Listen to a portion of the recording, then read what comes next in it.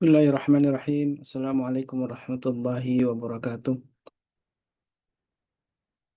Alhamdulillahilladzi arsala rasulahu bil huda wa dinil haq lidhhara ala dini kullih wa kafa billahi shahida. Ashhadu an la ilaha illallah wahdahu la syarika lahu wa ashhadu anna Muhammadan abduhu wa rasuluhu alladzi la nabiyya wa la rasula ba'dah. Allahumma salli wa sallim wa karim wa barik ala nabiyyina wa syafi'ina ومولانا وقدوتنا وإمامنا محمد وعلى آله وصحبه ومن اهتدى بسنته وهداه أما بعد. Alhamdulillah wa syukurillah jamaah Majelis Keluarga Indonesia yang dirahmati Allah di malam Ahad, di Sabtu malam yang mudah-mudahan selalu diberkahi Allah Subhanahu wa taala di saat mungkin sebagian orang memanfaatkan waktu untuk hal-hal yang barangkali tidak bermanfaat atau mungkin hanya sifatnya rekreatif. Tapi alhamdulillah, syukurlah Allah mampukan kita untuk hadir dalam majlis ilmu di malam yang mudah-mudahan Allah senantiasa berkahi ini. Dan insya Allah di malam ini tidak seperti biasanya, Ustaz Fahmi Salim kalau Allah sedang berhalangan, beliau harus mengisi satu seminar gitu ya, eh, jaringan ulama Timur Tengah, dan eh, minta izin untuk tidak hadir di malam ini. Dan alhamdulillah Ustaz Sarif Hidayat yang biasanya di Jumat pagi mengisi kajian tentang Sirah Nabawiyah. Alhamdulillah dia bersedia ya untuk menemani kita di malam Ahad ini. Sambil tentu sambil santai karena barangkali ada yang sedang bersama keluarganya, kemudian juga ada sedang bersilaturahmi dengan kerabatnya juga. Bahkan ini Ustaz Sari pun sedang tidak berada di rumah beliau, ini sedang ada di rumah mertua. Nampaknya nih tetap menyempatkan diri untuk berbagi ilmu dengan kita, dan mudah-mudahan Allah Subhanahu wa taala senantiasa menjadikan ini pertemuan yang jadikan wasilah untuk mendapatkan ridha Allah Subhanahu wa taala.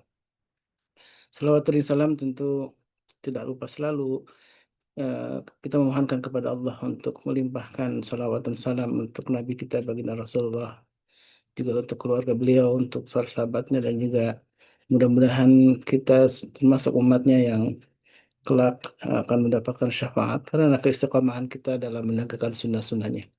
Sebagaimana tema yang insya Allah akan kita bahas di malam ini tentang bagaimana menghidupkan sunnah Nabi Sallallahu Alaihi Wasallam di rumah tangga kita, di keluarga kita. Tentu betapa banyak ya sunnah-sunnah dari Nabi kita dalam hal keluarga, dan Rasulullah dalam sebuah sabda Nabi yang mulia termasuk disebutkan dalam sabda beliau, uh, khairukum yang sebaik-baiknya kita ini adalah yang paling baik terhadap keluarganya. Jadi orang yang paling baik terhadap keluarga itu termasuk disebutkan dalam sabda Nabi adalah sebaik-baiknya orang, dan wa ana khairul li ahli, dan aku kata Rasulullah SAW, nah orang yang paling baik terhadap keluargaku. Dan kalau kita buka Sirah Nabawiyah ya, apalagi berkaitan dengan belum lama ini di tanggal 12 Rabiul Awal, selalu kita diingatkan tentang kelahiran Nabi kita baginda Rasulullah SAW, yang sebagian ulama meyakininya di tanggal 12 Rabiul Awal walaupun ada perbedaan pendapat ya. Dan insya Allah kita tidak akan mempersoalkan tentang perbedaan itu, tapi bagaimana memaknai Nabi kita baginda Rasulullah SAW dalam bentuk kecintaan kita terhadap beliau. Dan inilah pembahasan yang insya Allah akan diulas oleh guru kita Ustaz Sarif Hidayat. Assalamualaikum Ustaz, sudah bisa bergabung Ustaz? Assalamualaikum. Waalaikumsalam warahmatullahi wabarakatuh. Gimana kabarnya Ustaz? Alhamdulillah, Pak Holis semuanya Insya Allah Ini sehat. Maaf nih, agak dingin. Tahu sendiri Pak Holis di Cibodas. Masya Allah, ini kalau saya dinginnya dingin AC nih, ini beda sekali ya. Kalau di sana dinginnya Kalau di natural, Masya sini, Allah ya. iya dinginnya dingin Um, angin, bukan kenceng lagi ini mah. Ya Alhamdulillah lah. Insya Allah Semuanya ya, nikmat. sehat, Alhamdulillah. Baik, Ustaz, ini pembahasan yang sangat menarik ya, obrolan di malam ini tentang seputar bagaimana menghidupkan sunnah Nabi Sallallahu Alaihi Wasallam nih dalam hal keluarga ini ya. Dan ini sebuah tema yang mudah-mudahan menjadikan inspirasi kita dalam rumah tangga kita. Saya persilakan Ustaz untuk memulai kita sambil ngobrol nanti setelah mungkin kita sejam kita ya, mudah-mudahan kita sama-sama memanfaatkan waktu yang bermanfaat ini. Tafadhol mashkuro. Terima kasih atas waktunya Pak Holis. Assalamualaikum warahmatullahi wabarakatuh. Waalaikumsalam warahmatullahi wabarakatuh. Innal hamdalillah nahmaduhu wa nasta'inuhu wa nastaghfiruh wa na'udzu billahi min shururi anfusina wa min sayyiati a'malina. Asyhadu an la ilaha illallah wahdahu la syarikalah wa asyhadu anna Muhammadan abduhu wa rasuluh alladzi la nabiyya ba'da amma ba'du. Sahabat-sahabat MKI yang dirahmati Allah, alhamdulillah pada kesempatan ini kita bisa berkumpul lewat Zoom meeting. Mudah-mudahan ini semua akan mendatangkan keberkahan kepada kita dan mudah-mudahan gerak langkah kaki kita semuanya bernilai ibadah di hadapan Allah. Karena tidak ada yang kebetulan, tidak ada yang sia-sia apa yang kita lakukan kalau semuanya lillah gitu ya. Semoga lillah kita lelah kita selama ini menjadi lillah. Sahabat-sahabat MKI yang dirahmati Allah, sebagaimana kita ketahui bahwa hari ini adalah masih dalam suasana Maulid Nabi. Nah, sebagaimana yang disampaikan tadi sama Pak Holis bahwa ada beberapa ulama yang bersilang pendapat terkait dengan 12 Rabiul Awal kemarin. Nah, kita tidak masuk sepakat ya, kita tidak masuk kepada ranah perdebatan. Yang jelas yang perlu kita garis bawahi adalah spirit bagaimana ketika Rasulullah Shallallahu Alaihi Wasallam lahir ke dunia, udah disiapkan oleh Allah menjadi seorang utusan. Dari berbagai peristiwa yang terjadi ketika Rasulullah lahir ke dunia. Salah satunya adalah ada sebuah peristiwa pasukan gajah yang dipimpin oleh Abrohah yang akan menghancurkan Ka'bah. Kemudian Allah mengutus burung ababil untuk menghancurkan gajah tersebut. Yang pada akhirnya pasukan Abrohah atau pasukan gajah yang dipimpin oleh Abrohah dipukul mundur. Nah, itu adalah salah satu bentuk atau peristiwa yang terjadi ketika Rasulullah Shallallahu Alaihi Wasallam lahir ke dunia ini sudah disambut dengan sebuah peristiwa yang tercatat dalam sejarah menjadi sebuah peristiwa yang dahsyat. Itu yang pertama. Kemudian spirit kenabian Rasulullah juga banyak gitu ya. Salah satunya adalah apa yang akan kita bahas. Jadi memang kita tidak masuk kepada ranah hilapiah ya Pak Holis ya. Yang akan kita ungkap adalah bagaimana Rasulullah Shallallahu Alaihi Wasallam dengan segala keistimewaannya mampu mempersatukan seluruh umat manusia ketika Rasulullah mengemban amanah menjadi seorang utusan. Bagaimana ketika Rasulullah mempercayai keponakannya Sayyidina Ali bin Abi Thalib ketika Rasulullah diperintahkan hijrah dari Mekah ke Madinah untuk menempati tempat tidurnya. Kemudian bagaimana Rasulullah Shallallahu Alaihi Wasallam mempercayai sahabatnya yang sekaligus mertuanya Abu Bakar As-Siddiq untuk menemani beliau berhijrah dari Mekah ke Madinah. Kemudian bagaimana Rasulullah mengutus seorang sahabat Abdullah bin Umar untuk melihat kondisi atau situasi dan kondisi Yasrib atau Madinah yang kemudian pada waktu itu Rasulullah ketika hijrah dari Mekah ke Madinah disambut dengan sambutan yang gegap gempita. Nah, ini adalah spirit daripada kenabian Rasulullah. Spirit ketika Nabi diutus menjadi seorang utusan oleh Allah Subhanahu wa taala. Nah, sifat-sifat ini seperti bagaimana Rasulullah mempunyai sifat sidik, fatonah, tabligh, amanah. Nah, sebenarnya ini yang perlu kita tauladani. Daripada kita hanya sekedar masuk kepada zona hilapiah, apakah benar kita itu diperbolehkan atau dilarang merayakan Maulid Nabi. Nah, kita tidak menjadi atau bukan kapasitas kita untuk masuk ke area sana. Yang perlu kita perhatikan adalah spiritnya, pesan-pesan risalah kenabian yang disampaikan oleh Nabi kita Muhammad Shallallahu Alaihi Wasallam. Sebagaimana yang telah disebarkan dalam grup MKI ini, maka kita akan bahas tentang sunnah-sunnah Rasulullah dalam keluarga. Sebagaimana yang tadi disampaikan oleh Pak Holis bahwa sebaik-baiknya di antara kalian adalah yang paling baik terhadap keluarganya. Dan saya, kata Rasulullah, adalah orang yang paling baik, yang paling memperhatikan terhadap keluargaku. Nah, ini di sini adalah ada sebuah kesimpulan bahwa keluarga yang baik itu dimulai dari diri kita sebagai pemimpinnya, diri kita sebagai suaminya. Kenapa? Karena di dalam hadis riwayat Imam Bukhari disebutkan, setiap di antara kalian adalah seorang pemimpin. Kulukum ro'in mas'ulun, wa kulukum mas'ulun an ro'yatihi. Dan setiap kalian akan dimintai tentang apa yang dipimpinnya. Salah satunya adalah seorang laki-laki, dia akan menjadi pemimpin di dalam rumah tangganya. Kemudian seorang istri juga akan menjadi pemimpin terhadap harta suaminya. Nah, berpijak dari hadis ini, maka kita akan berbicara sedikit berkaitan dengan bagaimana sih Rasulullah Shallallahu Alaihi Wasallam menghidupkan kebiasaan atau kebiasaan terbaik di dalam keluarga. Nah, kita masuk kepada hadis nomor pertama yang yang bersumber dari sahabat Abu Hurairah yang berbunyi an Abi Hurairah radhiyallahu anhu qala. Hadis ini diterima dari sahabat Abu Hurairah. Qala Rasulullah sallallahu alaihi wasallam, Rasulullah sallallahu alaihi wasallam telah bersabda, Bada'al Islamu goriban.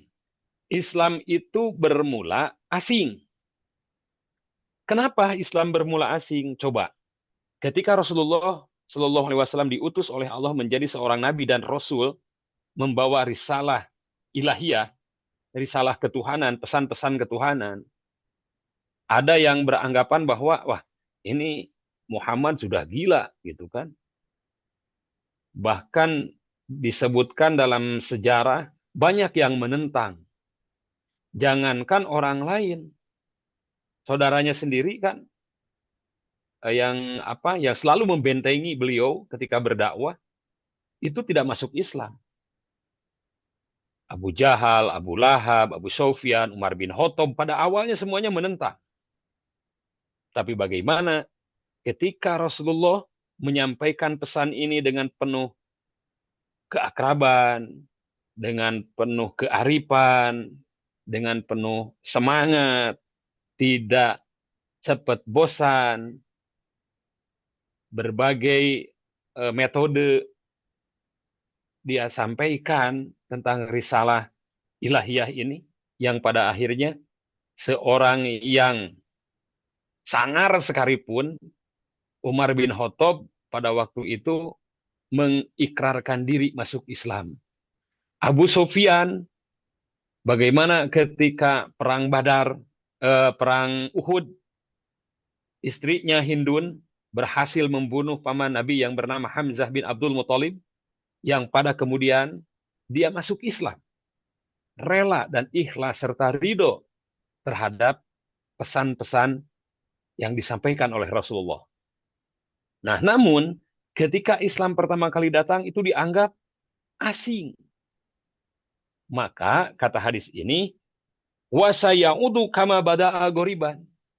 Dan Islam itu nanti akan kembali asing. Nah, kita ketahuilah sebagaimana yang terjadi akhir-akhir ini. Bahkan saya sering bercengkrama, ngobrol, berdiskusi dengan teman-teman yang notabene dia adalah pejabat publik. Nah, kalau bisa obrolan kita lah, jangan sampai bawa-bawa agama lah. Bahkan di Turki pada waktu itu, Kemal Atatürk berhasil menggulingkan pemerintahan Turki Utsmani yang kemudian di pemerintahannya itu sama sekali nilai-nilai Islam itu tidak dibawa. Seperti tidak diperbolehkannya perempuan memakai hijab di parlemen. Dan itu dilarang. Karena katanya Islam itu candu. Nah, kata Rasulullah, wasayaudu kama bada'a goriban. Dan Islam, jangan kaget, akan kembali asing sebagaimana Islam pertama kali datang. Kemudian apa kata hadis ini? Fatuba lil guroba. Maka beruntunglah orang-orang yang merasa asing tersebut. Siapakah dia? Nah, orang yang merasa asing itu menurut hadis ini adalah man ahya sunnati ingda pasadi ummati falahu ajru mi'ata syahid. Begitu menurut hadis ini. Yang dimaksud dengan fatuba lil guroba, maka beruntunglah orang yang merasa asing, yaitu adalah orang-orang yang barang siapa yang menghidupkan sunnahku di tengah umatku yang telah rusak, maka baginya pahala 100 orang syahid. Nah, ini memberikan indikasi bahwa kita menjadi orang yang terasing itu menurut hadis ini adalah pahalanya seperti 100 orang yang syahid. Nah, tinggal bertanya kepada diri kita, apakah kita sudah mampu menghidupkan sunnah Nabi ketika situasi dan kondisi masyarakat sudah rusak? Dalam arti, sudah tidak dilirik sunnah-sunnah Rasulullah, kita mulai dari hal-hal yang kecil saja.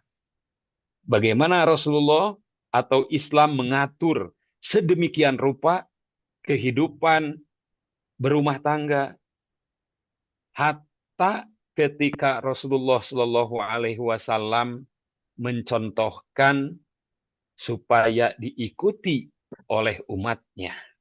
Nah, yang pertama yang perlu kita perhatikan adalah di keluarga ini terkadang kita sering memperhatikan.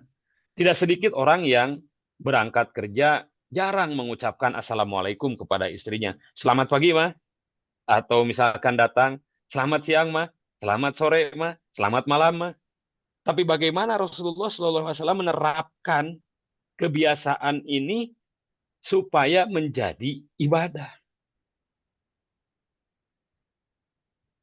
Hal-hal kecil yang perlu diperhatikan adalah bagaimana ketika Rasulullah minum, bagaimana ketika Rasulullah makan, bagaimana ketika Rasulullah ngobrol, bagaimana ketika Rasulullah tidur, bagaimana ketika Rasulullah masuk ke toilet, bagaimana ketika Rasulullah qada hajat, buang air besar atau buang air kecil.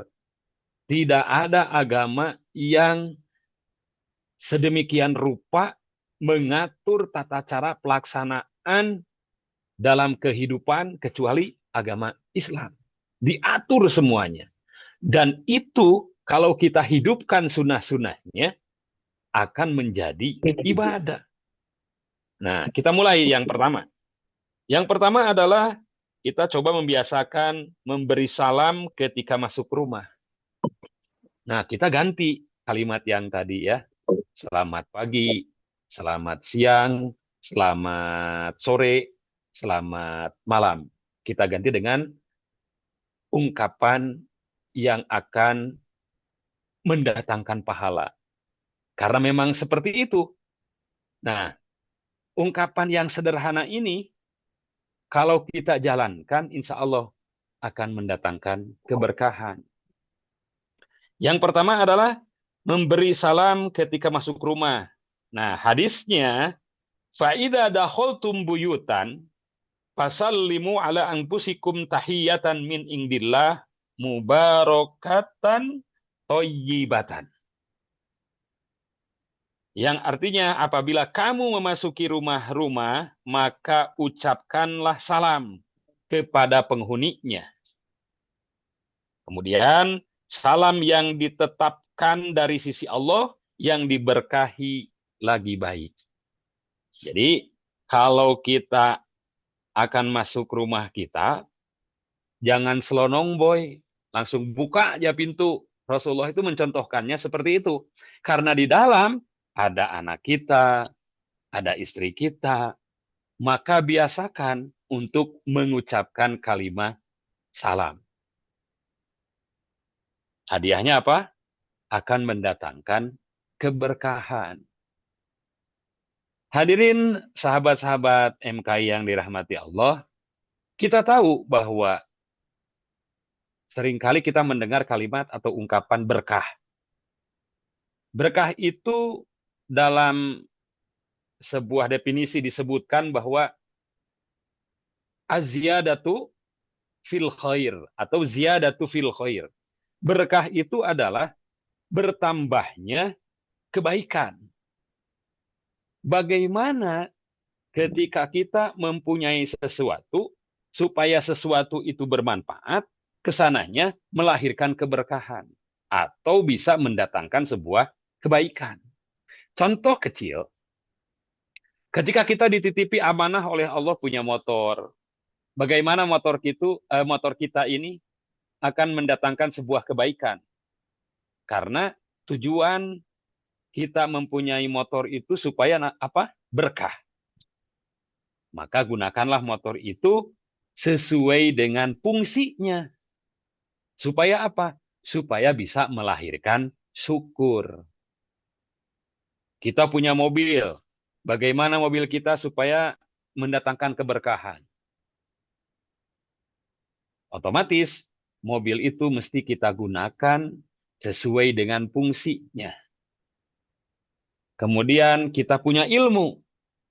Bagaimana ilmu kita akan memberikan manfaat supaya mendatangkan keberkahan. Banyak hal yang perlu kita telusuri terkait dengan apa yang kita miliki, terkait dengan apa yang kita punya, supaya apa yang kita miliki, apa yang kita punya, semuanya akan mendatangkan keberkahan, yaitu nilai tambah sebuah kebaikan. Baju, celana, kemudian sandal, sepatu yang kita pakai, semuanya akan mendatangkan keberkahan kalau dipakai sesuai dengan fungsinya.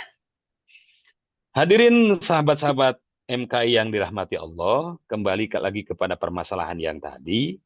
Jadi, coba kita menghidupkan sunnah Nabi dari hal yang kecil dalam keluarga. Jadi, kita masuk ke rumah kita, jangan langsung main masuk aja. Jadi, biasakan mengucapkan kalimat salam. Keluar rumah pun sama. Mengucapkan ungkapan atau kalimat salam sambil berdoa. Kemudian yang kedua adalah biasakan makan bersama dan membaca kalimat bismillah. Nah, orang-orang yang super sibuk terkadang biasanya makannya masing-masing. Nah, Rasulullah ingin membangun sebuah keluarga supaya bisa atau ada waktu untuk makan bersama. Nah, hadisnya adalah ya gulam, samillaha wa kul biyaminika wa kul mimma yalik. Nah, Rasulullah mengatakan, wahai seorang anak, hendaklah kalian mengucapkan kalimat bismillah ketika akan makan, wa kul biyaminik, dan hendaklah kalian makan dengan tangan kanan, wakul mimayalik, dan hendaklah kalian makan makanan yang terdekat. Nah, ini Rasulullah mencontohkan bagaimana ketika situasi dan kondisi kita makan bersama, adab etika makan itu dijaga.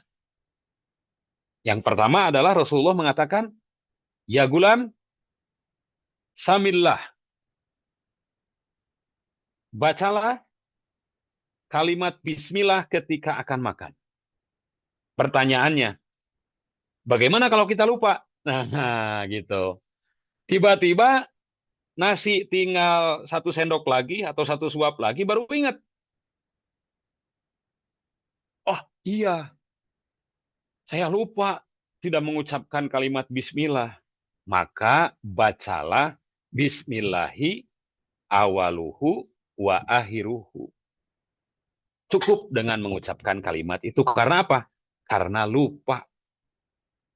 Bagaimana kalau lupanya setelah habis?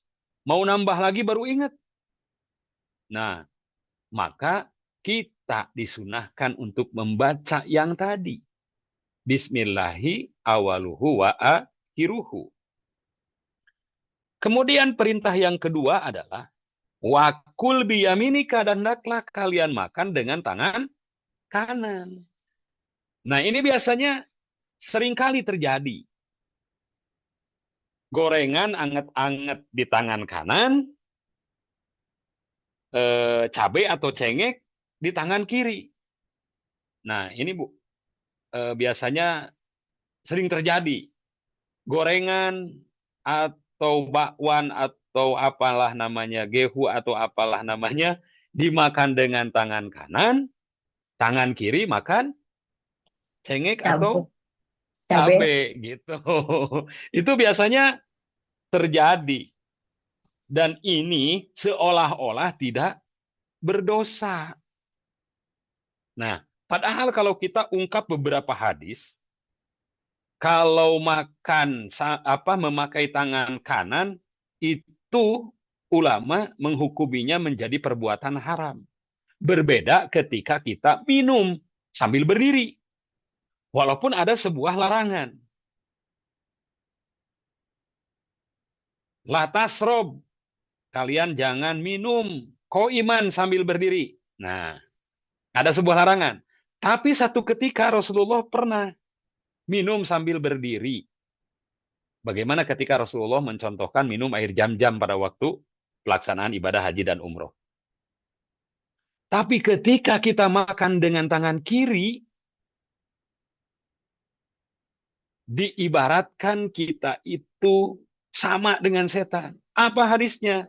Fa inna syaitona, karena sesungguhnya syaitan itu yakulu bisimalihi wa yashrobu bisimalihi.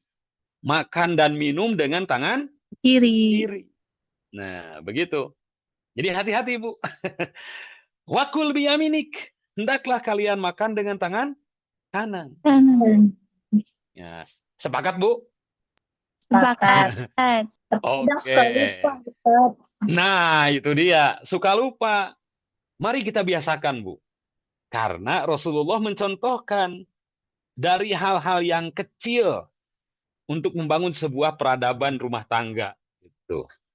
Karena Rasulullah kan tidak langsung mencontohkan yang besar dulu, tapi bagaimana ketika yang kecil ini berhasil dibereskan, bahkan dibiasakan, kemudian menjadi akhlak, itu akan susah lupa. Kalau sudah menjadi akhlak. Kebiasaan. Itu. Kemudian pesan yang ketiga adalah wakul mimayalik, hendaklah kalian makan makanan yang terdekat. Nah, jangan sampai apa ya, kalau kita lagi makan bersama nih, kemudian kalau zaman dulu, nggak tahu zaman sekarang Pak Holis ya, yang diputer itu masih ada nggak? Round table. Ketika diputer, yang masuk ke kita itu sambal lagi karena mengamalkan hadis gitu ya. Ambillah yang terdekat. Mau ngambil tahu, mau ngambil tempe, mau ngambil ayam, mau ngambil ikan pun segan. Segannya kenapa? Saya mau mengamalkan hadis. Jadi ngambilnya sambal lagi. Bukan begitu. Mohon izin dulu. Nah, Mah, Pah, mungkin kalau seorang anak, maaf, mau ngambil ikan, diambilin. Nah, apa? Urusan makan saja, Islam itu ada tata caranya, ada adabiahnya. Nah, bagaimana Rasulullah mencontohkan dalam kehidupan rumah tangga? Yang pertama, tebarkanlah salam. Ucapkanlah salam ketika kita masuk rumah kita. Ini berlaku bukan untuk suaminya saja, tapi berlaku juga untuk istrinya, untuk anaknya, supaya apa? Menjadi akhlak. Kalau sudah menjadi akhlak, akan mendatangkan keberkahan. Kenapa mendatangkan keberkahan? Karena ada nilai tambah dalam hal kebaikan. Itu yang kedua. Kemudian yang ketiga, dalam hadis disebutkan bahwa ijtami'u ala ta'amikum wadhkuru smallahi alaihi yubarik lakum fih. Tuh. Dalam hadis yang lain disebutkan seperti itu. Berkumpullah kalian dalam makanan. Dalam makanan kalian artinya cari waktu untuk makan bersama dengan keluarga. Kemudian maka ucapkanlah salam, berkumpullah kalian dalam makanan kalian dan sebutlah nama Allah ketika akan makan. Kemudian maka kalian akan diberi keberkahan di dalamnya. Jadi ziyadatul khair yang kita cari itu. Jadi nilai tambah sebuah kebaikan. Value-nya kita dapat gitu, Bu. Jadi jangan sampai apa yang kita makan itu tidak ada keberkahan. Tidak bertambah kebaikan dengan makanan itu. Padahal capek ya, Bu, kalau masak itu. Karena seorang istri itu kerjaannya tidak pernah selesai. Nyuci, ngepel, masak, itu rutinitas. Tapi kalau sudah menjadi akhlak tidak akan capek, Bu. Begitupun mengucapkan salam, mengucapkan bismillah ketika makan, memakai tangan kanan ketika makan. Kalau sudah menjadi akhlak itu gampang. Nah, kemudian yang ketiga adalah ini untuk para suami nih, para bapak-bapak. Yang ketiga adalah membantu pekerjaan rumah tangga, bahwa Rasulullah itu biasa membantu pekerjaan rumah. Nah, kadang di kita itu ada sedikit apa ya, iseng gitu seorang suami itu. Pak, tolong dong bantuin ngepel. Baik, Mah, tapi Papa mesti pakai kerudung dulu, katanya. Ada ungkapan itu. Itu bercanda sih, untuk menghangatkan suasana. Hadisnya adalah An Aisyah taqalat. Hadis ini bersumber dari sahabat Ibu Aisyah, istri Rasulullah.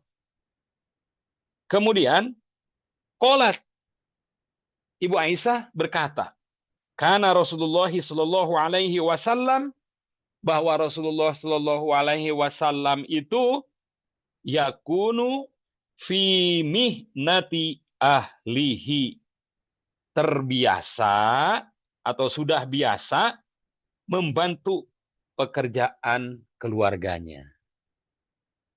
Nah, insya Allah Rasulullah ingin memberikan contoh bahwa apa yang dilakukan di rumahnya ini akan mendatangkan keberkahan, nilai tambah dalam hal kebaikan. Karena Rasulullah SAW tahu bahwa pekerjaan istri itu tidak akan pernah habis. Maka Rasulullah biasa membantu pekerjaan istrinya di rumahnya. Entah itu mencuci, kalau sekarang mungkin ngepel, masak, cuci piring. Maka itu seorang suami dituntut untuk peka, bisa membantu keluarganya, membantu istrinya. Oke, kita lanjut ke nomor 4. Jadi yang pertama memberi salam, yang kedua makan bersama dengan keluarga, Pertanyaannya, boleh nggak makan bersama dengan keluarga di luar? Nah, itu dituntut dan mesti gitu ya untuk harmonisasi dalam sebuah keluarga. Mendidik anak dengan kasih sayang. Nah, Rasulullah ingin menyampaikan pesan bahwa mendidik anak itu sebagai tabungan akhirat. Kenapa? Karena anak itu adalah amanah yang diberikan kepada Allah kepada kita, kemudian kita didik dengan penuh rasa kasih sayang untuk mensolehkan anak-anak kita. Kenapa? Karena nanti di akhirat banyak para orang tua yang protes kepada Allah. Inna rajula la turfa'u darajatul ulya yaumal qiyamah. Banyak para orang tua yang derajatnya diangkat di hari kiamat oleh Allah Subhanahu wa taala. Ketika kita para orang tua nanti mendapatkan tempat yang begitu indah, mendapatkan tempat yang begitu menarik, cantik dan indah. Kemudian kita sadar dan kita protes kepada Allah. Rabbi ana lihada, ya Allah, saya mendapatkan tempat yang begitu indah, tidak terbayangkan sebelumnya. Dari mana? Sementara kalau saya di dunia melihat amalan saya, banyak dosa yang belum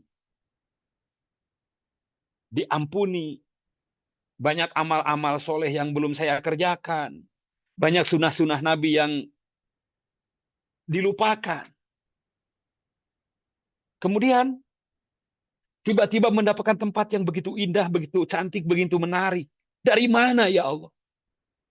Maka Allah pun menjawab, bil istighfari wala dikalaka. Engkau mendapatkan tempat yang begitu indah, tak terbayangkan oleh engkau sebelumnya. Dikarenakan engkau berhasil mendidik anak-anak kalian, anak-anak engkau menjadi soleh. Satu yang disampaikan oleh Allah, bil istighfari wala dikalaka. Engkau mendapatkan tempat yang begitu indah dikarenakan anakmu suka memohon ampun kepadaku atas dosa-dosamu. Setiap sholat, setiap setelah selesai sholat, berdoa kepadaku dengan ungkapan Robbi gfirli wali walidayya warhamhuma kama rabbayani shaghira. Ini adalah sebuah doa yang disampaikan oleh anak kalian. Sehingga kalian mendapatkan tempat yang begitu indah. Nah, ini menandakan bahwa anak soleh itu adalah tabungan kita yang akan menyelamatkan kita di akhirat. Bukankah dalam Al-Quran Allah mengatakan, Yauma yafilul mar'u min akhih. Semuanya akan terbirit-birit lari. Saudara-saudara kita, orang tua kita, keluarga kita. Tapi ternyata hanya doa anak solehlah yang akan menolong kita. Bukankah dalam sebuah hadis Rasulullah SAW pernah menyampaikan, Ida mata ibna Adam atau ida matal insan in koto amaluhu ila min salas. Apabila anak Adam meninggal, maka terputus semua amalnya kecuali 3. Sodakotun jariyatun, sodakoh jariyah. Bagaimana ketika kita hidup, sodakoh jariyah itu udah menjadi bagian dari hidup kita, udah menjadi akhlak. Kemudian ilmun yuntafa'u bih.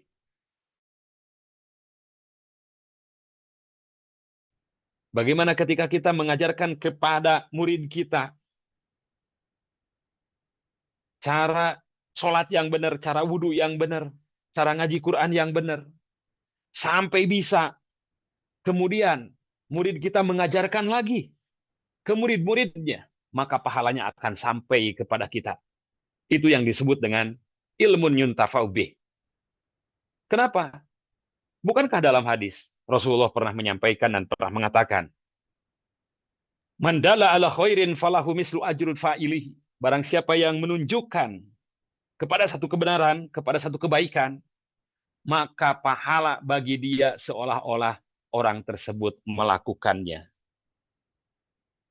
Nah, ilmu yuntafa'u bih, ilmu yang memberikan manfaat. Nah, kembali lagi kepada masalah yang tadi. Dalam sebuah keluarga, usahakan kita mendidik anak kita itu dengan penuh kasih sayang, dengan penuh keakraban, dengan penuh tanggung jawab, bagaimana anak-anak kita kelak menjadi anak yang soleh dan solehah. Maka di sini disebutkan oleh Rasulullah Shallallahu Alaihi Wasallam, inni la uqatilul Hasan wal Husain wa inna lillahi rahimin wa ma lam yarham la yurham. Aku mencium Hasan dan Husain. Bagaimana ketika Hasan dan Husain, cucunya Rasulullah, ketika sedang sholat, sedang sujud, punggungnya dinaiki oleh Hasan dan Husain. Kemudian lagi berdiri juga sama. Maka Hasan dan Husain ini coba ditaruh dulu. Kemudian Rasulullah lanjut sholat. Artinya apa? Ada rasa kasih sayang di sana.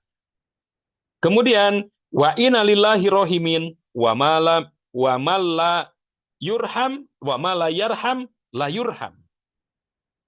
Sesungguhnya Allah itu Maha Penyayang. Siapa yang tidak menyayangi, maka dia tidak akan pernah disayangi oleh Allah. Kan begitu. Orang tua mesti menjadi penyayang kepada anaknya, kepada cucunya.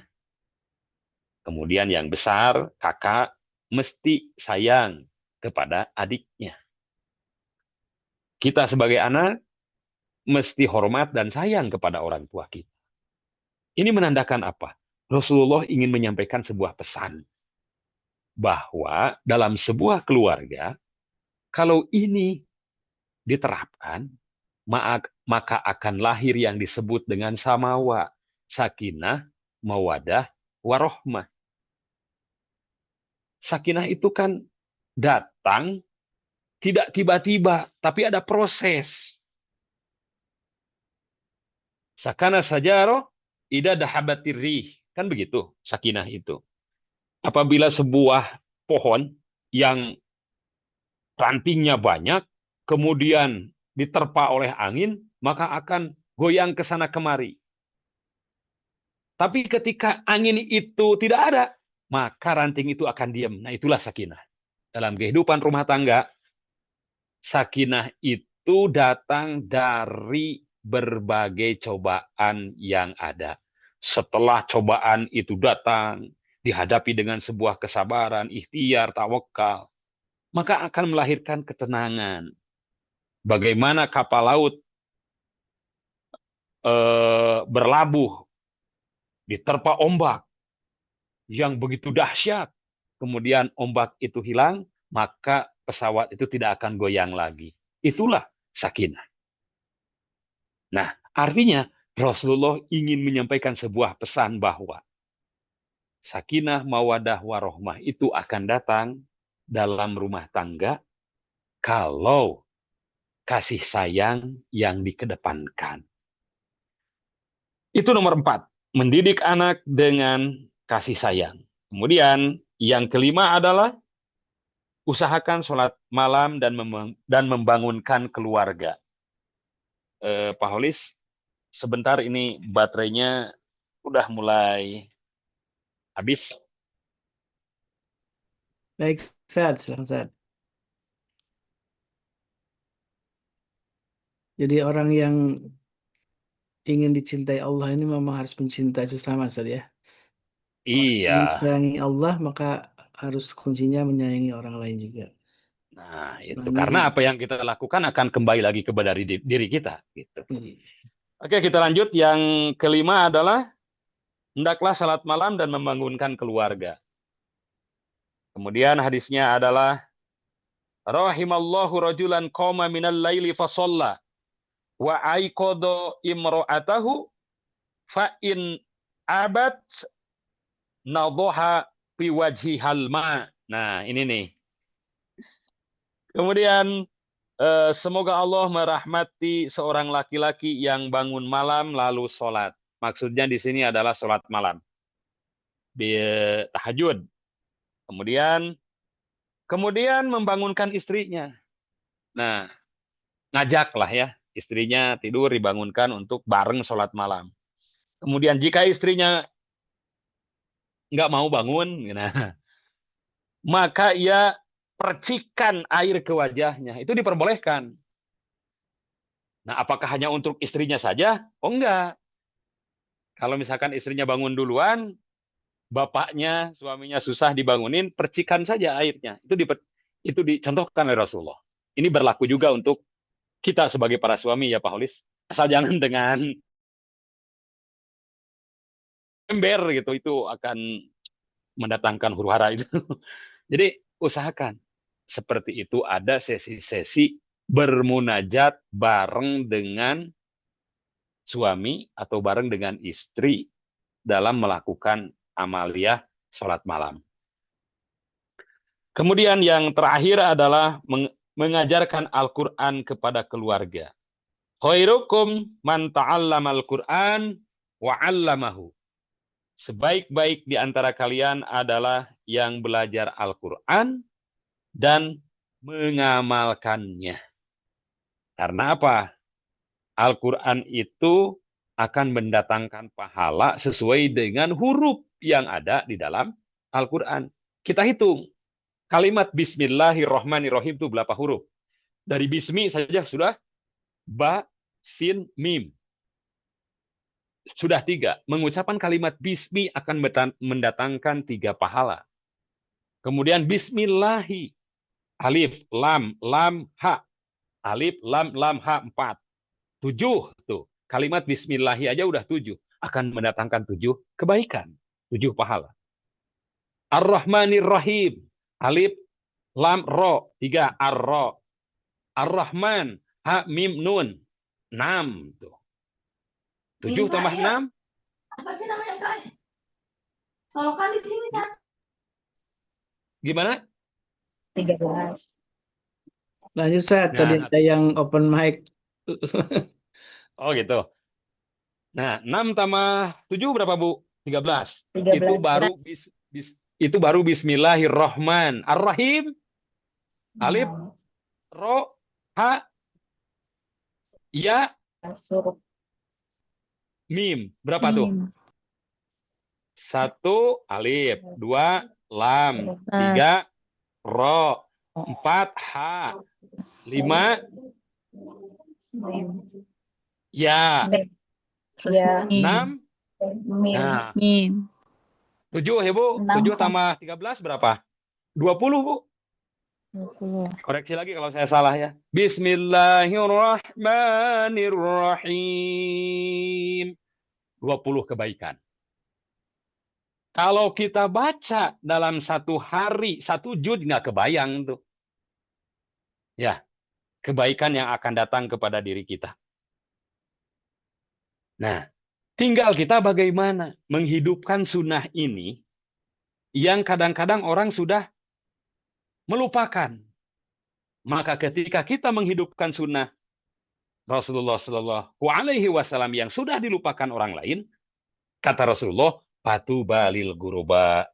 Beruntunglah orang-orang yang menghidupkan sunnah Nabi dikala manusia sudah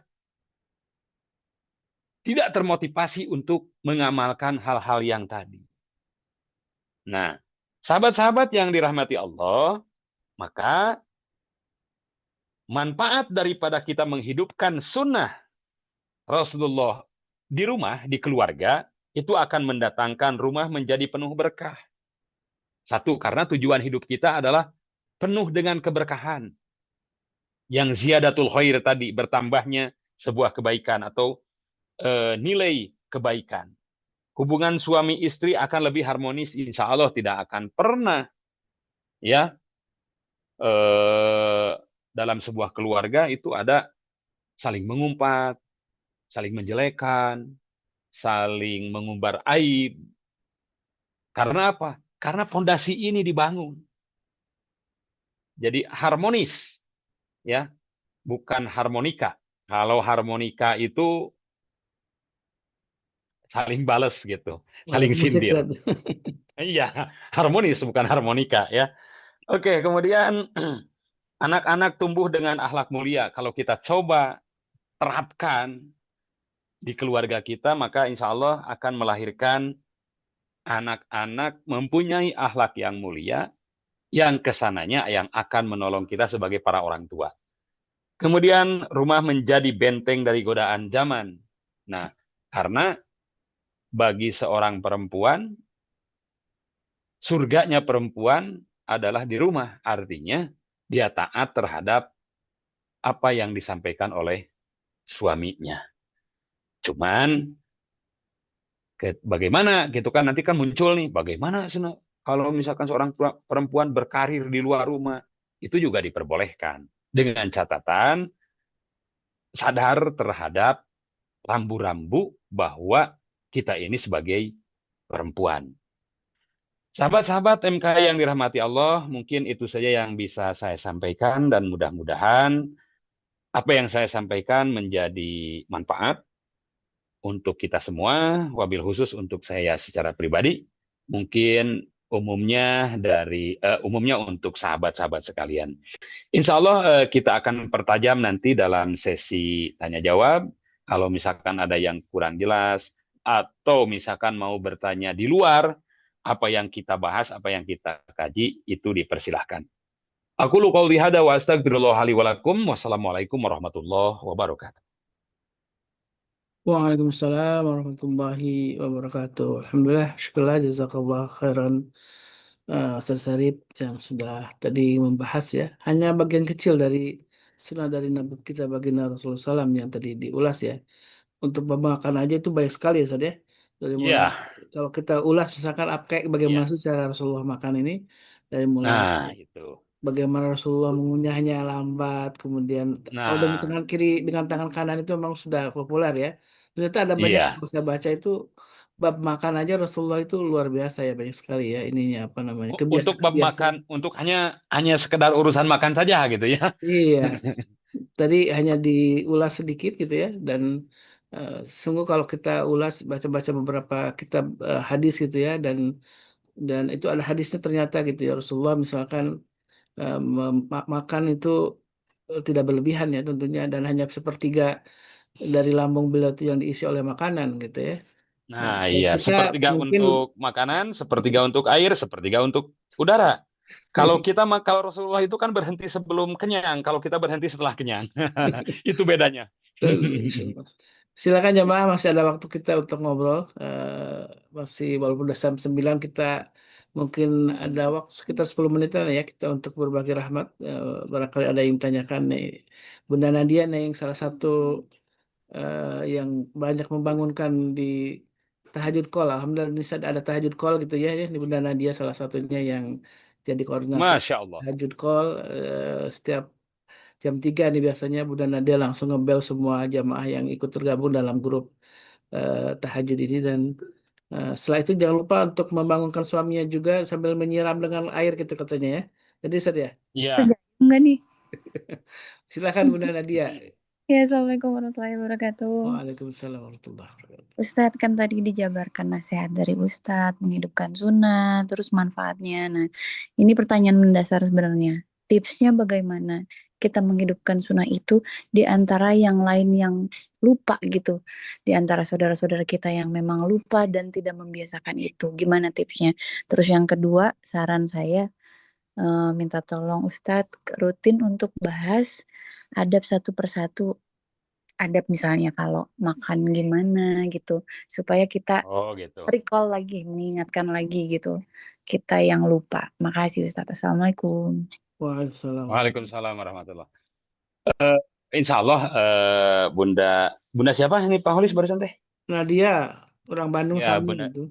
Oh, Bandung. Baik. Bunda Nadia, insya Allah nanti kita akan coba kita obrolkan dengan Pak Holis ya untuk coba kita bahas per bab gitu ya.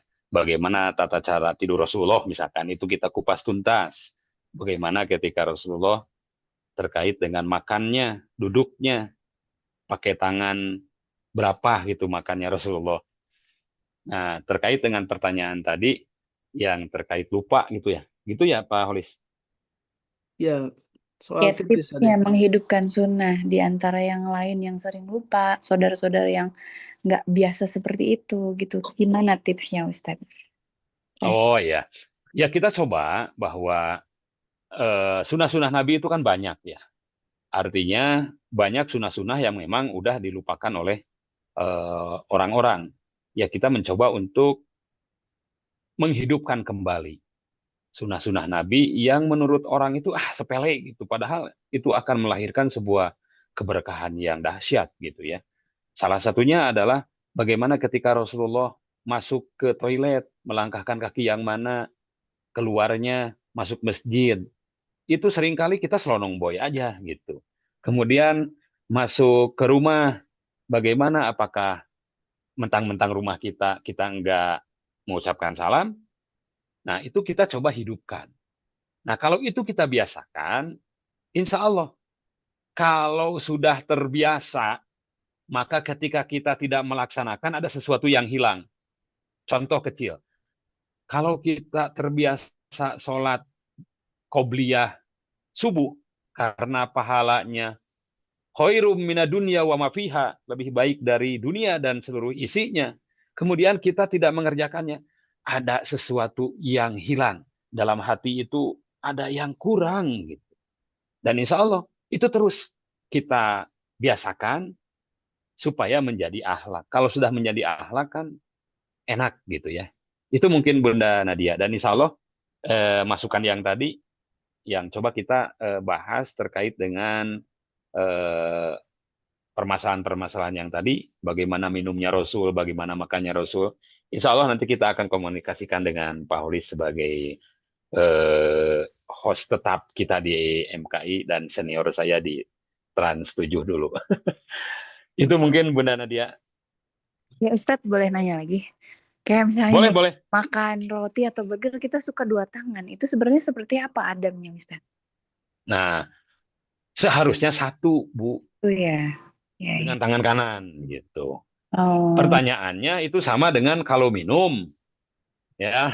Kan kita makan nih, dipegang sama tangan kiri, didorong sama tangan kanan, kan begitu? iya. Ya, itu. Diusahakan makan dan minum, kembali kepada hadis yang tadi, itu dengan tangan kanan. Iya. Ya, jadi bahkan dalam hadis umum, yujibuhu tayamunu pitana ulihi watarojulihi wapisakni kolihi. Rasulullah itu senantiasa mendahulukan bagian kanan dalam segala urusan. Artinya apa? Bahwa tangan kanan ini dibentuk untuk urusan kebaikan. Itu mungkin ya. Baik. Masuk mobil di tangan apa namanya kaki kanan juga gitu ya, Ustaz ya. Karena itu adalah sebuah Iya, kebaikan, misalkan apapun lah ya yang dianggap itu sebuah kebaikan, maka dengan niat karena mengikuti sunnah Rasul itu mudah dapat pahala Ustaz ya. Walaupun hal yang iya. kelihatannya sepele gitu ya. Ya, iya. Walaupun kelihatannya sepele karena orang sudah menganggap remeh, nah itu yang dianggap remeh sama orang kalau kita hidupkan, insya Allah akan mendatangkan keberkahan. Ya kuncinya tadi lah, janji Rasulullah. Patubalil guroba, beruntunglah bagi orang-orang yang merasa dirinya asing. Iya. Manakala ketika kita mengamalkan sunnah Nabi dan orang sudah sering melupakannya gitu. Dan mungkin Dan bisa hal-hal juga yang tadi itu kadang kan tidak sudah menjadi perhatian yang tidak serius. Bagaimana ketika kita menghadiri acara pernikahan, standing party, makan dan minum gitu ya, dengan berdiri gitu kan, dengan sendok, garpu, atau misalkan pisau di tangan kanan, garpu di tangan kiri, dipotong daging, dimakan oleh tangan mana? Saya yakin dengan tangan kiri itu. ah, Padahal Rasulullah melarang seperti itu. Bahkan kita disamakan dengan syaiton. Ya kulu fa inna syaitona yakulu bisimalihi wa yasrabu bisimalihi. Setan itu suka makan dan minum dengan tangan Ya. kirinya. Soal Rasulullah pernah eh, minum pakai berdiri dalam kondisi berdiri, Ustaz ya. Itu dalam kondisi Ya, tertentu hanya dalam konteks minum air zam-zam ataukah ada kondisi-kondisi tertentu, misalkan kalau pelari gitu ya. Walaupun ada juga sekarang ini olahragawan yang berusaha untuk menunjukkan sunnah ya dengan iya. duduk Kita juga sering gitu. melihat lah Tapi apakah pemain bola itu ada yang minumnya sambil duduk. iya, apakah kemudian ketika Rasulullah minum dalam keadaan berdiri ini, apakah ada kondisi tertentu atau memang itu tidak kaitannya dengan dosa yang lumayan besar gitu Ustaz, atau Ya, gimana Ustaz, ya, yang ketika ya. Rasulullah kemudian ternyata tidak pernah gitu melakukan minum sambil berdiri. Apakah ada kondisi tertentu Ustaz? Nah, jadi kasusnya kan ketika Rasulullah minum sambil berdiri, awalnya kan dilarang. Tapi satu ketika Rasulullah minum sambil berdiri, entah itu minum air jam-jam atau ketika sedang berada di medan tempur ketika peperangan.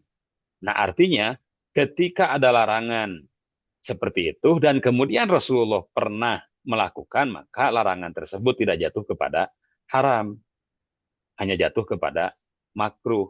Lain halnya kalau makan dan minum dengan tangan kiri gitu. Itu untuk kasus minum sambil berdiri ya. Jadi Rasulullah pernah minum sambil berdiri, baik itu ketika minum air jam-jam ataupun ketika di medan tempur Iya, sedang perang gitu ya. iya, Itu. Jadi larangannya itu tidak jatuh kepada haram, hanya menunjukkan bahwa larangan tersebut makruh. Tapi tetap yang terbaik itu ya jangan gitu. iya, Kalau masih bisa duduk mah duduklah gitu. iya, Bahkan sekarang banyak olahragawan yang mempraktekkan itu. Eh, Pemain bulu tangkis, kemudian ada pemain bola ya, timnas itu minumnya sambil duduk gitu. Nah, ternyata itu adalah sunnah Nabi yang kemudian orang lain sudah banyak melupakan gitu. iya. Ya, seperti Da- itu. Dalam sebuah hadis juga saya pernah baca Rasulullah kalau makan hanya dengan 3 jari saja, 3 jari Ya, dan walaupun waktu itu mungkin tidak ada meja makan ya, tidak terbiasa di dalam tradisi Arab itu meja makan gitu ya. Eh, hmm. dan biasanya sambil duduk, kalau kita kan sekarang hampir di setiap rumah ada meja makan. Itu apakah ada afdoliyah kayak kalau dalam hal makan mengikuti sunnah dari Nah Rasulullah? ini kalau kita berbicara tentang bagaimana cara makan Rasulullah, pertama dari duduknya juga udah beda, kemudian memakai tiga ya, 3 jari. Nah, cuman nanti ada sebuah perdebatan di sana. Rasulullah memakan dengan 3 jari itu memakan kurma. Bagaimana pertanyaannya? Bagaimana kalau kita makannya dengan sayur? Apakah mesti dipaksakan dengan 3 jari? Ya nggak seperti itu juga. Jadi ada kalanya apa yang dilakukan oleh Rasulullah melihat situasi dan kondisi tertentu gitu pada waktu itu. Nah, tapi kita umatnya kita makan bahan pokoknya apa? Ya tinggal gitu aja. Apakah memang bisa makan dengan 3 jari kalau kita makan dengan sayur gitu? Terkadang kita sayurnya kan terutama orang Sunda gitu ya, orang Jawa Barat itu sayurnya dimasukin langsung ke nasi. Berbeda dengan misalkan yang lain itu sayurnya dipisah ke mangkok terpisah dengan nasi. Nah, itu tidak menjadi sebuah syarat ya karena Rasulullah makannya itu kurma otomatis dengan 3 tangan gitu. Seperti itu mungkin Pak Holis. Jadi Baik. ada namanya apa sih istilahnya ada wajhul kurbah. Nah, bagaimana Rasulullah jalan, bagaimana Rasulullah senyum, ya kita nggak mesti mencontoh sebegitunya gitu. Bagaimana Rasulullah jalan kita ikutin jalannya Rasulullah bagaimana Rasulullah tersenyum. Bahkan digambarkan dalam sebuah hadis Rasulullah itu kalau tersenyum ibtasam biduni saut. Jadi eh, saking menjaganya Rasulullah itu dia senyum tapi suaranya nggak keluar gitu. Hmm. Ketawa tapi suaranya nggak keluar. Kalau kita makan, kalau dengar yang lucu-lucu gitu ya, ketawanya sampai gimana gitu. Seperti jadi ada bagian-bagian yang memang mesti diikuti, ada bagian-bagian yang memang tidak mesti diikuti gitu. Seperti itu mungkin Pak Holis. Baik, baik. Silakan satu pertanyaan lagi mungkin sebelum ditutup karena sudah jam 9 lebih ya. Eh iya, iya. Silakan nanti untuk kelas adab juga nanti akan kita bahas ya, Bunda Nadia. Saya sedikit rangkum beberapa hal tadi yang disampaikan oleh Ustadz Sarip tentang betapa kemanfaatannya untuk menghidupkan sunnah dari Rasulullah SAW ini yang kita fokuskan di rumah ya. Dan kenapa itu dilakukan, maka manfaatnya sangat banyak yang tadi sudah disebutkan. Yang pertama adalah rumah menjadi penuh berkah, kemudian hubungan suami istri lebih harmonis lagi gitu ya. Anak-anak tumbuh dalam keadaan penuh dengan pendidikan akhlak yang mulia gitu kan. Dan rumah yang keempat adalah rumah menjadi benteng dari godaan zaman ya. Godaan zaman itu banyak sekali ya, dari mulai Iya, setan dalam bentuk manusia maupun setan dalam bentuk jin ya.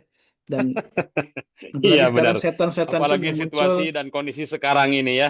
iya, muncul dalam berbagai macam variasi saat mungkin Iya. gadget, mungkin hiburan-hiburan yang melenakan kita juga bagian dari Mhm. upaya setan dengan berbagai macam cara ya yang ada di era sekarang ini yang melupakan orang untuk kemudian zikir kepada Allah. Mungkin kita lihat betapa banyak anak-anak kita yang asik dengan gadgetnya, dengan handphonenya, lupa untuk baca Quran, lupa untuk belajar gitu ya, dan itu menjadi kewajiban kita untuk mengingatkan anak-anak kita. Baik, ini pertanyaan Yes, terakhir nih dari Pak Bunda Holis. Tania nih dari Arab Saudi nih. Masya Allah. Assalamualaikum warahmatullahi wabarakatuh. Waalaikumsalam warahmatullahi Waalaikumsalam wabarakatuh. warahmatullah. Wah, dari mancanegara nih. Ya, Ustaz. Ustaz mau tanya tentang ibu-ibu banget. Adakah tuntunan sunnah eh, ketika kita memberikan menu untuk keluarga dan anak-anak, sebaiknya kita menawarkan mau makan apa atau kita apa arrange sendiri terus mereka makan yang ada. Terima kasih. Nah,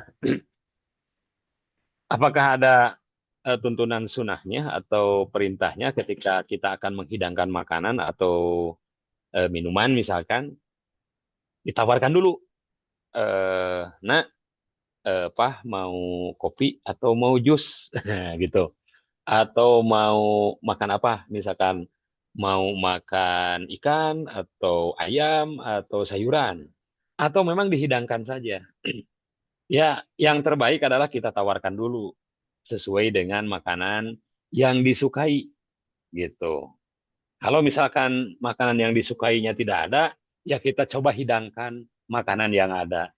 Dan insya Allah, apa yang kita hidangkan, apa yang kita berikan, itu akan mendatangkan kebaikan. Itu, Bu. Jadi memang ya kita coba tawarkan aja dulu. Misalkan minumnya mau minum apa? Oh, si Papa teh minumnya sukanya jus jambu. Ya kalau sukanya jus jambu, jangan ditawarin kopi gitu. Kalau sukanya kopi, jangan ditawarin jus jambu. Kalau misalkan, ya kalau nggak suka gitu ya. Kalau misalkan nggak ada, yang ada misalkan yang ada di kulkas saja, yang akan kita masak, ya itu nggak apa-apa. Itu tinggal dimasak, dan apa yang ibu lakukan, apa yang ibu kerjakan untuk menghormati, menyervis anak suami, insya Allah itu akan mendatangkan sebuah keberkahan. Iya. Itu mungkin Bu. Dan kalau makanan Nah, berkaitan dengan budaya masing-masing saja, karena ada terkait Iya, dengan adat. Karena kalau eh, saya baca Rasulullah itu paling suka dengan sari dia. Bunda Tania ya, kalau di ya. Saudi masih biasa masak sari gitu ya. Ya, masak apa? bagaimana ketika dalam Ustaz? contoh kasus kan begini. Bagaimana ketika Khalid bin Walid pada satu ketika Rasul menghidangkan sebuah makanan kepada Rasulullah, itu biawak. Maka Rasul pun tidak melarang dan tidak mengiyakan. Artinya apa? Karena di daerah Rasulullah itu tidak ada. Ya, jadi jangan coba-coba kita memberikan makanan yang memang di Asli. daerah tamu kita misalkan itu tidak ada.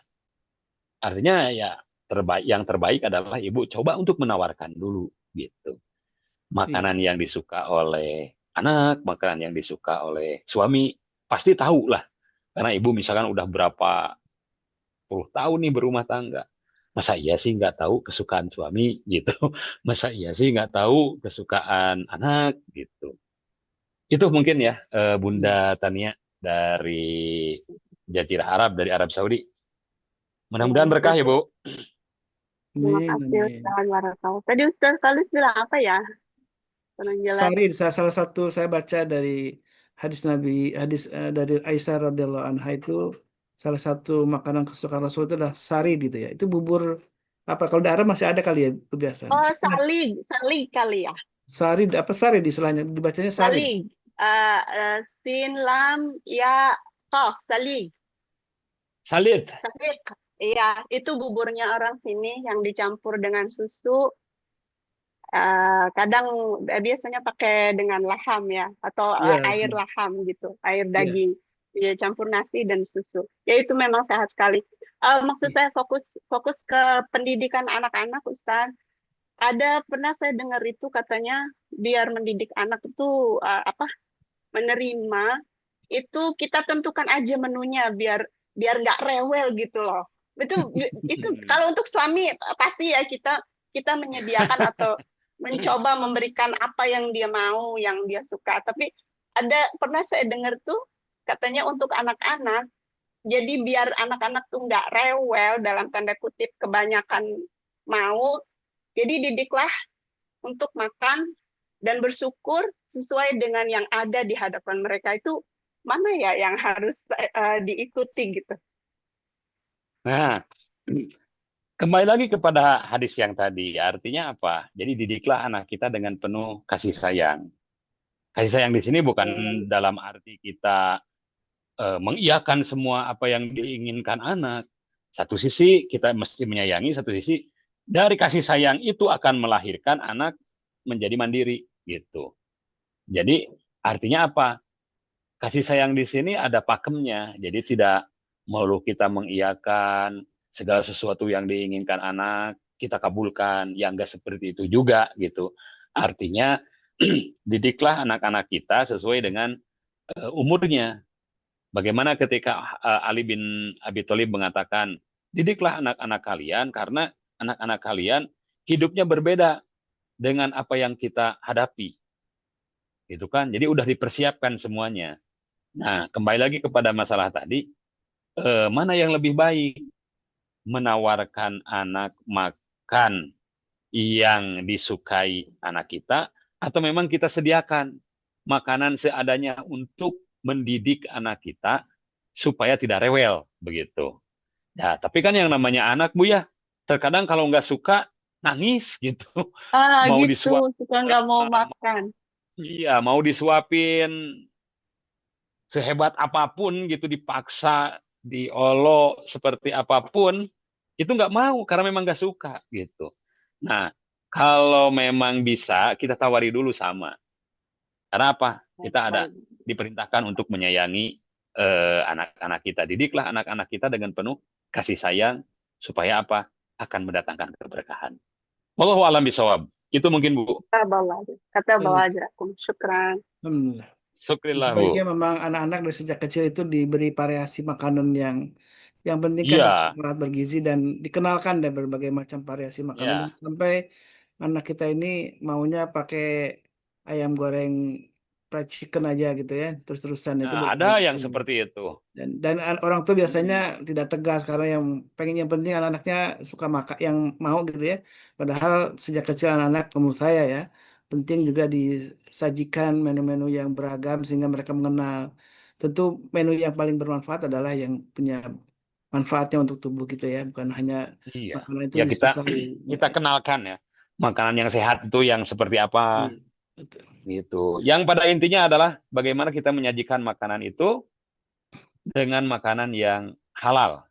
Itu sih poin pentingnya gitu ya. Baik. Baik, jazakallah khairan Ustaz Sarip yang menemani kita malam ini di malam Ahad ini. Mudah-mudahan Allah Subhanahu wa taala jadikan malam penuh berkah ya. Sebagaimana keberkahan keluarga yang selalu kita doakan kepada Allah Subhanahu wa taala, mohonkan mudah-mudahan Allah SWT melimpahkan keberkahan untuk kita dan keluarga kita dan juga semua keluarga besar di Majelis Keluarga Indonesia Dan kita doakan para guru kita dalam keadaan sehat walafiat, dan juga untuk kita semua, mari sama-sama saling mendoakan ya, kebaikan, kesehatan, keberkahan, keistiqomahan, semua hal yang baik menjadi doa yang selalu kita sisihkan dalam doa-doa kita, tidak hanya untuk kita, keluarga, dan juga saudara-saudara kita, juga untuk saudara kita di Gaza yang jauh di sana yang sedang menghadapi kesulitan hidupnya ya. Mudah-mudahan Allah Subhanahu wa taala segera turunkan pertolongan untuk para saudara kita ikhwanul muslimin di Gaza gitu ya. Dan kita doakan Ya Rob. amin amin ya. Baik, jazakallah, mari kita tutup dengan doa kafaratul majlis. Subhanakallahumma wa bihamdika asyhadu an la ilaha illa anta astaghfiruka wa atubu ilaik. Assalamualaikum hadana wa iyyakum. Assalamualaikum warahmatullahi wabarakatuh. Waalaikumsalam warahmatullahi wabarakatuh. Jazakumullah khairan. Allahumma arhamna bil Qur'an waj'alhu lana